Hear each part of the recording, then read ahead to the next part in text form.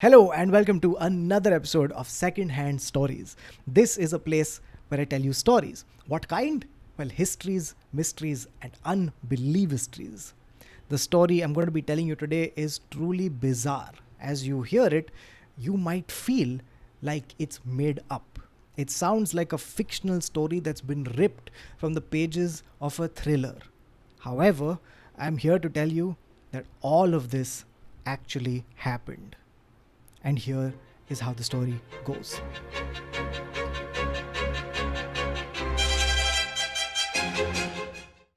Our story starts in Japan. It's 18th March 1984, and we're in the house of a man called Katsuhisa Ezaki.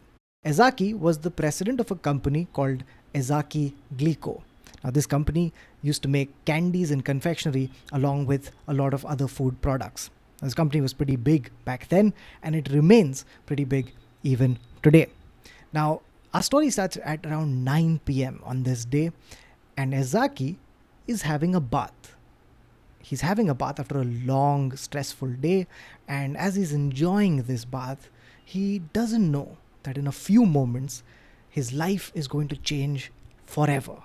And it's not just his life. All of Japan is about to be thrown into chaos and fear and panic, because in a few moments the door of his bathroom busts open and two men enter. These two men are wearing dark clothes, they've got gloves on, and they've got white masks on. There are holes cut out for their eyes. One man carries a pistol and the other carries a rifle.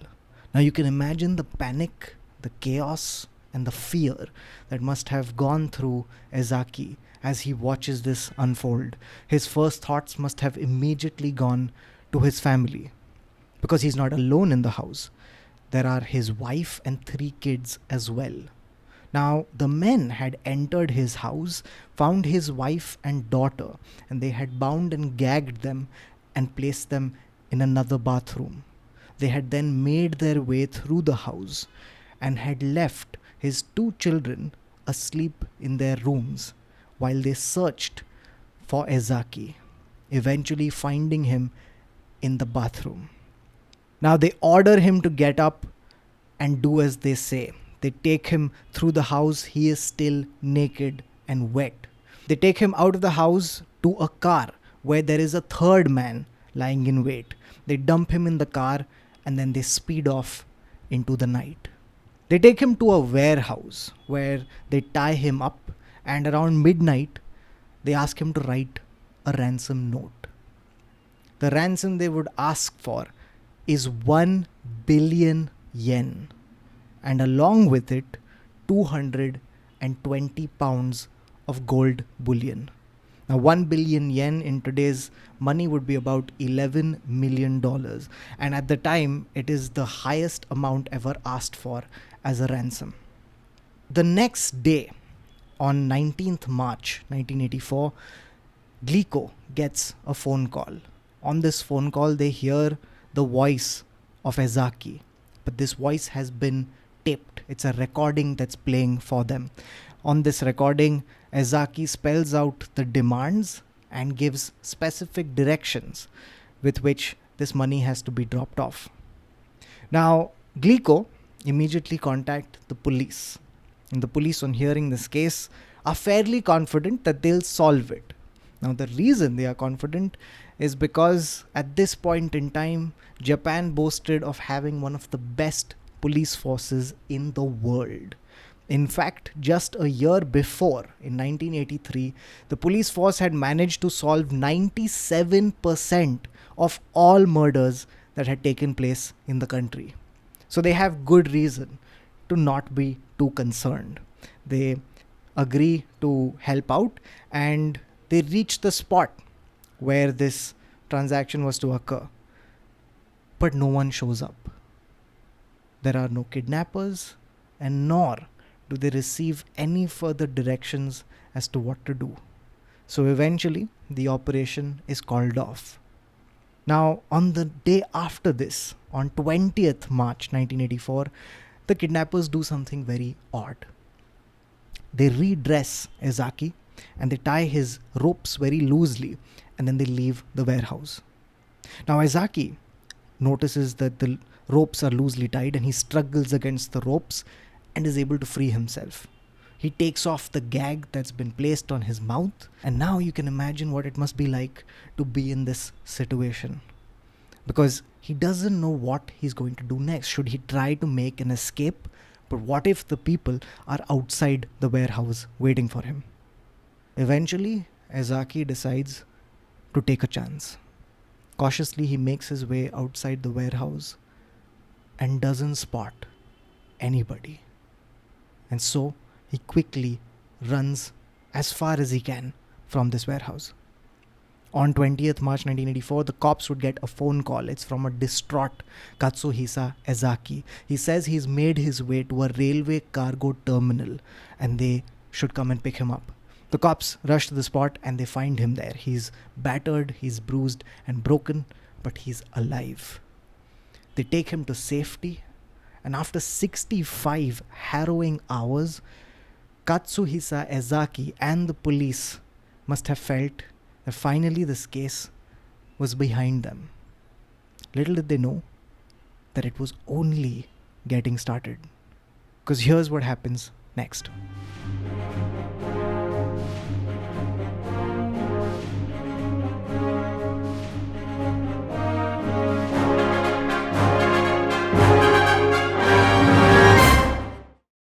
March gives way to April, and in April, Ezaki and his family find out that the kidnappers have not forgotten about them.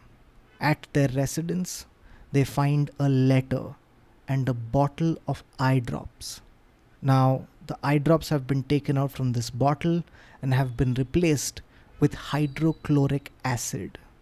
When they open the letter, they find out that it's from the kidnappers and they've made a fresh demand for ransom.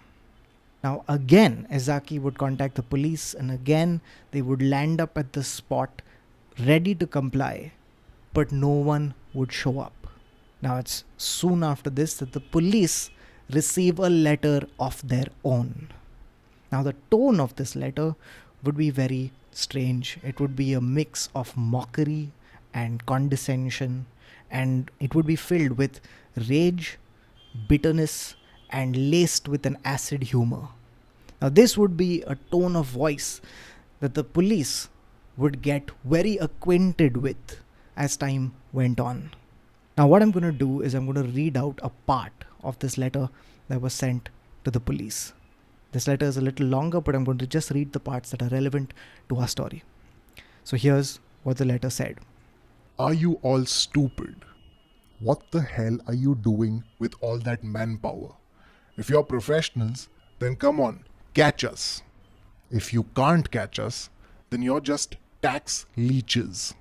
Shall we kidnap the head of the prefectural police too? That is the tone of these letters. You can see the bitterness and the rage that's being reflected through the words. And this letter comes to the police. They cannot trace it back to the sender. Soon after this, on April 10th, there is a fire that breaks out at Glico's headquarters. Now, as the company officials and the firefighters rush to stop this fire, they find out that another fire has broken out at a subsidiary company of Glico. The second fire would take place because a car has been set ablaze. Now, while all of this is happening, Glico has constantly kept getting letters. These are not one or two, they are receiving hundreds. And soon, the criminals have started using a moniker to sign these letters with. The moniker they use is chillingly the monster with 21 faces. Now, this was not a random name. This was a name that is speculated to be pulled out from a book. Now, there was a writer, a mystery writer in Japan called Taro Hirai. Now, Taro Hirai himself used to write under a pseudonym. The pseudonym he had chosen was Edogawa Ranpo.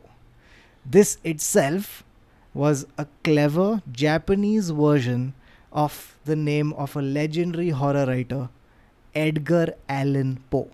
Now, Taro Hirai, writing under the pseudonym, had come up with a fictional detective. And the detective that he had created was part of a very popular franchise, a popular series of books. In fact, these books were so popular that they had their own spin off series that was targeted to children. And it is in this spin off series that there was a villain called the Fiend with 21 faces. Now, it is speculated that the Fiend with 21 faces was the inspiration for the monster with 21 faces. But very soon, the monster would far outstrip their fictional counterpart in villainy. Because on 10th May 1984, a letter goes out to a newspaper in Japan. It was addressed to the police. It said, To the poor policeman, glyco is annoying. So I injected 2 chocolates with 0.05 grams of hydrogen cyanide in the stores in the area between Nagoya and Okayama.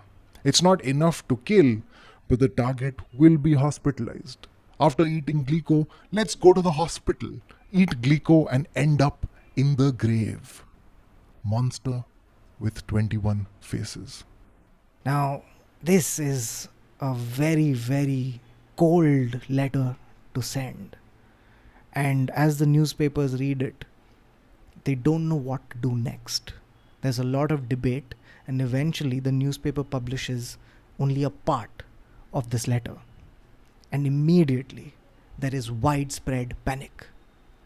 Supermarkets immediately start pulling down Glico products. Parents are confused and fearful. They don't know what to do. How many other products have been tainted? There is panic all around.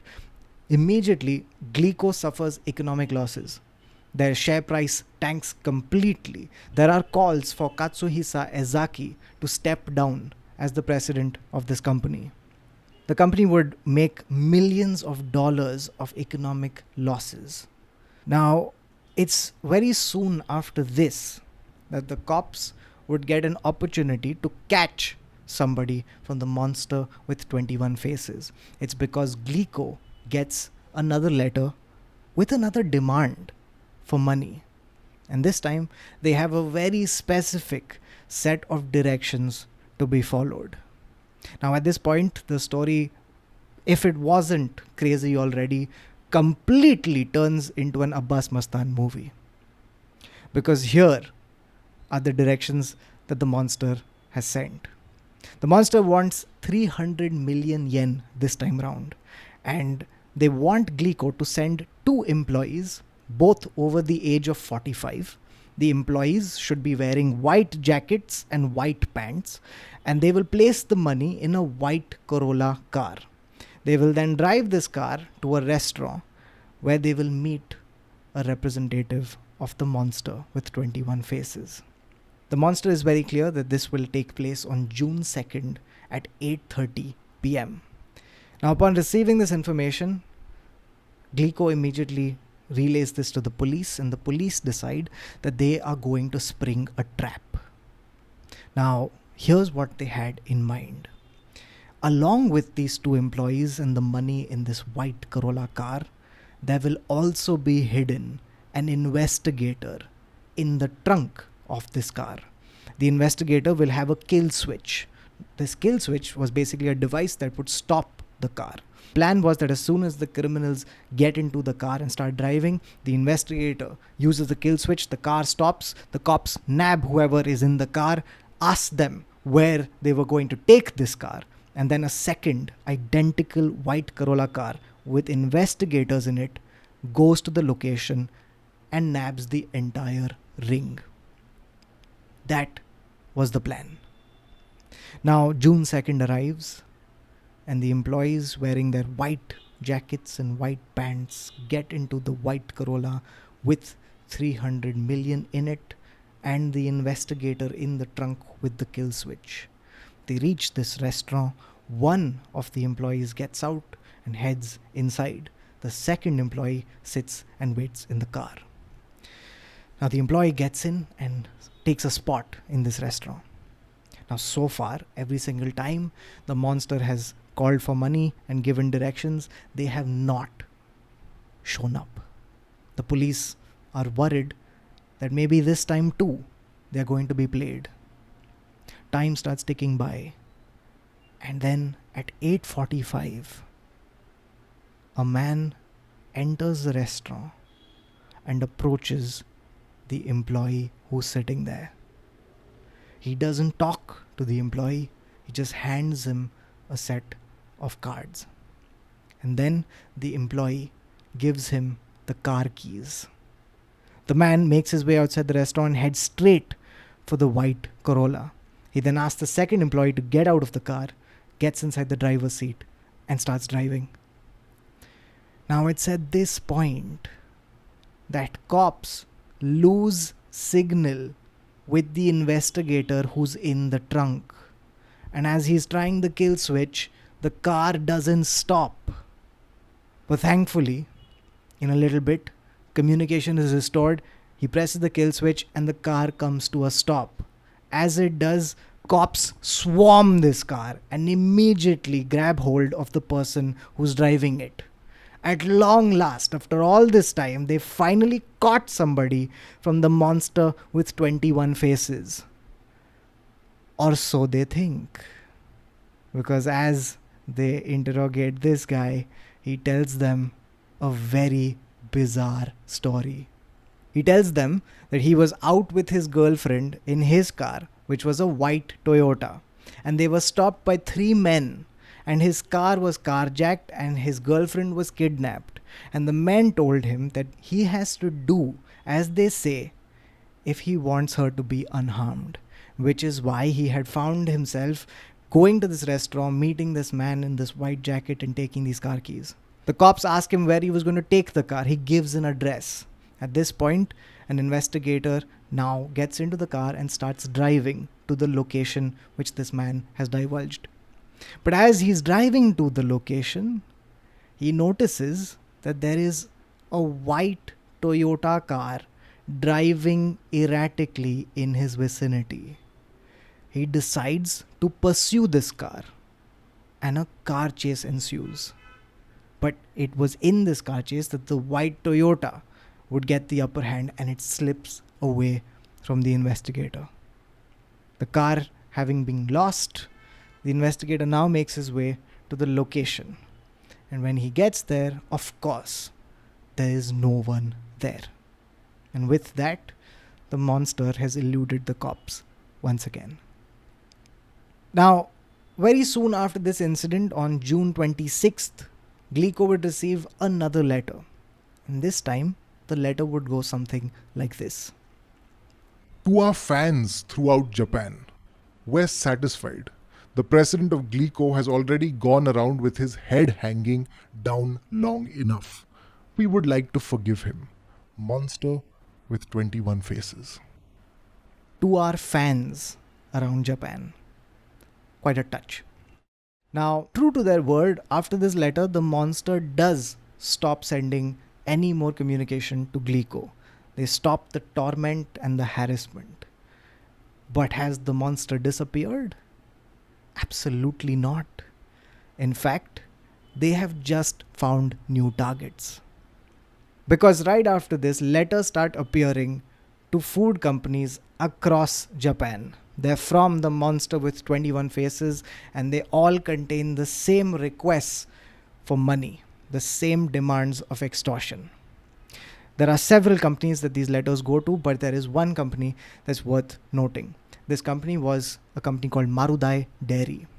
Now, Marudai Dairy would receive their own extortion letter with its own set of bizarre instructions. So here's what Marudai got. They got a letter from the monster, and their demands were these. This time round, they wanted 50 million yen. And here's what they wanted Marudai to do. They wanted the company to send an employee to a station, to a train station, and then board a train heading to Kyoto. The employee was to sit at a very particular seat. This seat was next to the window, and he was to keep the window open. The monster then says that the employee has to keep an eye out of the window and watch out for a white flag. Now, this white flag is something that the monster has placed somewhere along the tracks. And the minute he sees the flag, the employee is to throw the money out of the window. Now, again, Marudai approaches the police, and the police deem this another opportunity to spring a trap for the monster with 21 faces. So, a police officer, impersonating a Marudai employee, takes the money, goes to the station, and boards the train. Once he's on the train, he finds this particular seat, sits down, and opens the window. Now, as he's looking out for this white flag, he also looks around the carriage and he sees that there are several suspicious people on it. But there is one man who seems to get his attention more than most. This man is 5'7" approximately. He's powerfully built. He's got short hair which he's permed, and he's wearing spectacles which have a silver rim. What really stands out for the investigator, though, are this man's eyes. Because this man seems to be scanning the carriage almost like a predator. The investigator would later go on to say that this man seemed to have the eyes of a fox. Now, the investigator is keeping a careful watch outside the window, but he doesn't spot this white flag. The train eventually reaches Kyoto, and the investigator gets up and gets off the train. As he gets off the train, he notices that the fox-eyed man has followed him. The investigator sits down on a bench, and he notices that the fox-eyed man is observing him. Now, the investigator hasn't seen a single white flag along the way, but he's seeing several red ones from this guy. Now, he waits for a return train, and the investigator boards it. As he boards it, he sees that the fox-eyed man has followed him yet again. He's boarded the same train but in a different carriage. At this point, the investigator is getting this feeling that this man is somehow involved in this case. He calls headquarters and he says he wants permission to arrest this man. But headquarters denies this, because they want to make an arrest only if someone picks up the money. Now, he would relay the information and cops would try to tail this fox-eyed man. But this man somehow manages to slip away. And again, investigators are back to square one. It's in September of 1984 that the monster now turns their attention to another company called Morinaga. Morinaga, much like Glico, was also a candy and confectionery company. And like Glico, they too would receive a letter which would threaten Morinaga, saying that the monster has placed candies of Morinaga which have been injected with poison. But unlike Glico, this time round, the threats wouldn't be idle. Because in October of 1984, a man enters a supermarket. He picks up a magazine and then he makes his way to the back of the store. The back of the store is where the confectionery is kept. When he goes to the back of the store, he's a little shifty. He's behaving a little erratically. It seems like he's looking around, looking for security cameras. There are 4 cameras on him in this store. It's then that this man takes something out and places it on a shelf. As soon as he's done this, he makes his way back to the cashier, pays for his magazine, and leaves. Now, his behavior has been odd enough that the police are called in. The police immediately make their way to the spot where this man was standing, and they see that what this man had placed was a can of Morinaga candy. And on this can, there is a note.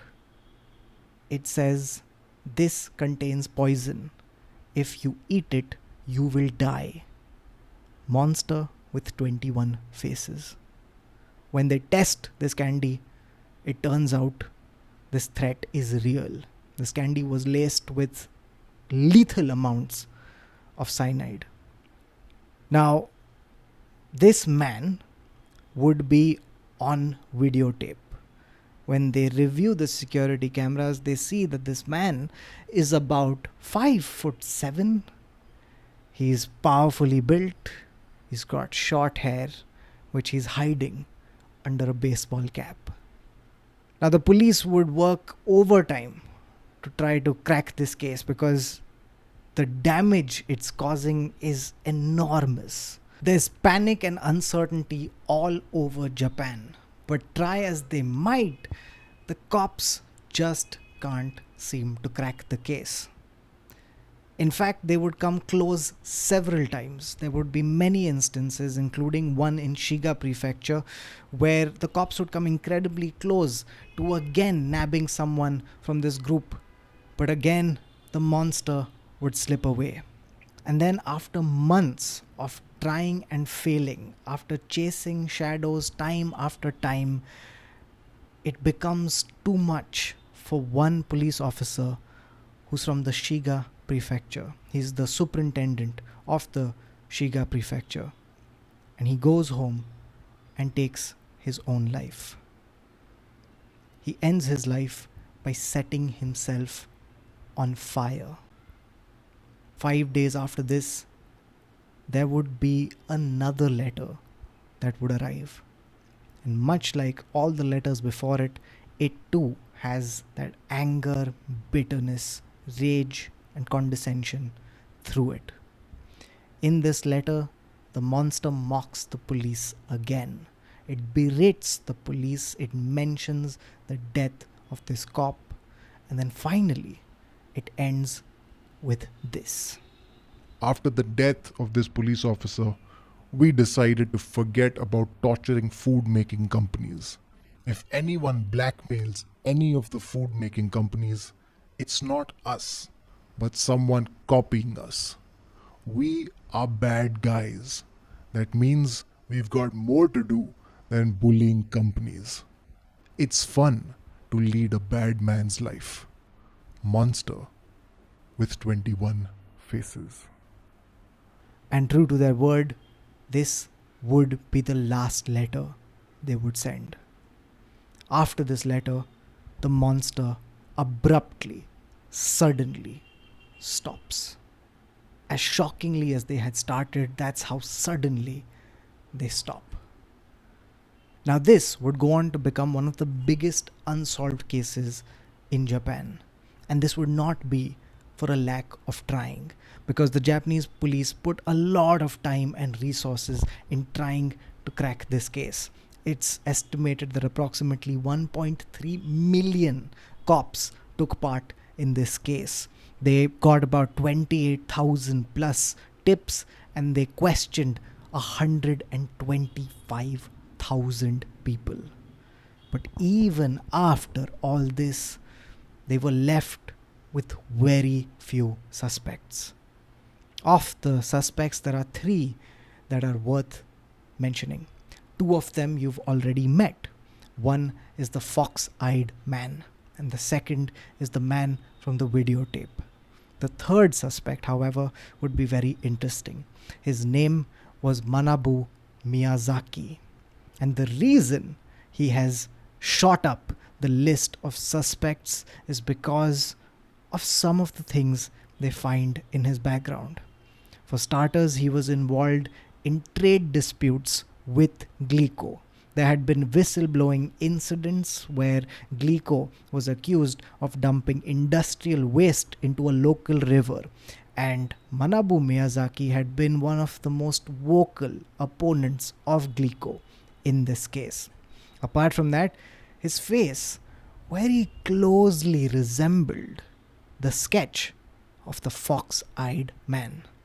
And if all of this wasn't enough, his father happened to be a local Yakuza boss. Now, all of this paints a very suspicious picture, and the cops were the first to realize it. But try as they might, as rigorously as they went through Manabu Miyazaki's life and his alibis, they can find nothing. His alibis are watertight. And eventually, they have to clear his name. Now, so far, this case is nothing short of a paperback pulpy thriller. But the place where it diverges very significantly is in the fact that unlike a thriller, real life doesn't offer conclusions sometimes.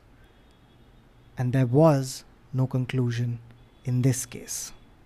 The Japanese police, the same Japanese police that had solved 97% of the murders in the country, could not find a single person who was involved in this case.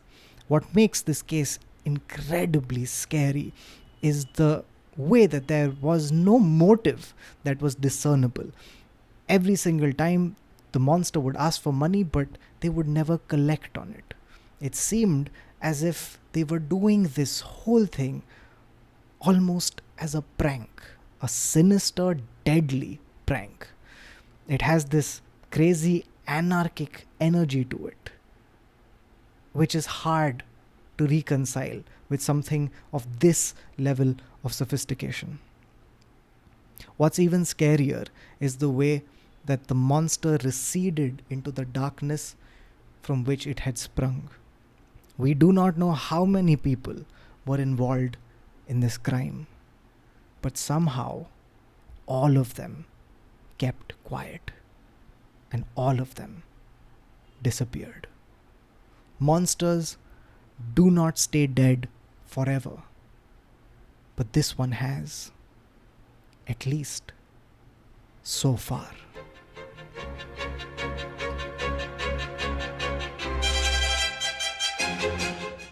I hope you enjoyed it. If you did, then please leave a like and a comment. If there are other stories you would like me to cover, then also leave them in the comment section below.